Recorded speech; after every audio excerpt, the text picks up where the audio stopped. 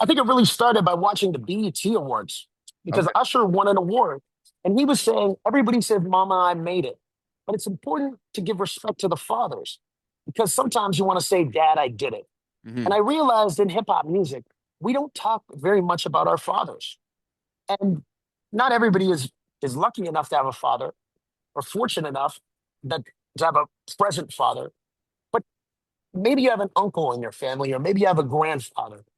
But as a young man growing up, it was important to have male figures and role models in my life. So I wanted to do a song to celebrate those male figures. Was there a specific moment that inspired the song, like that you kind of were building off of when you were making it? Yeah, I think it's because I thought back to one time when I was performing in Singapore, and I just done a really big concert downtown Singapore in front of tens of thousands of people. And I called my dad. I wasn't even conscious of the time zones, but it was about midnight for him, and he still picked up, and he was just so proud of me for performing and following my dream. And I was just telling him, like, Dad, I did it. The son did it. And it's such a great feeling to be able to say that to your dad. But now that I have two kids of my own, I always like when they say, Dad, I did it. I did it. Come over here. Look at what I did. Yeah. Yeah, that feeling when you're kids, like my daughter's like that a lot. And look at this. And it's like Yeah. can't help but love that and just smile. Right. Yeah.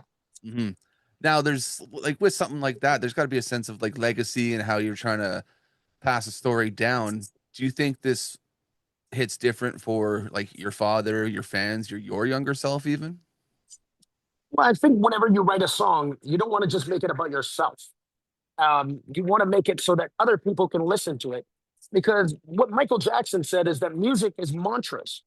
And I loved listening to Man in the Mirror because I would go in front of my mirror and sing those words.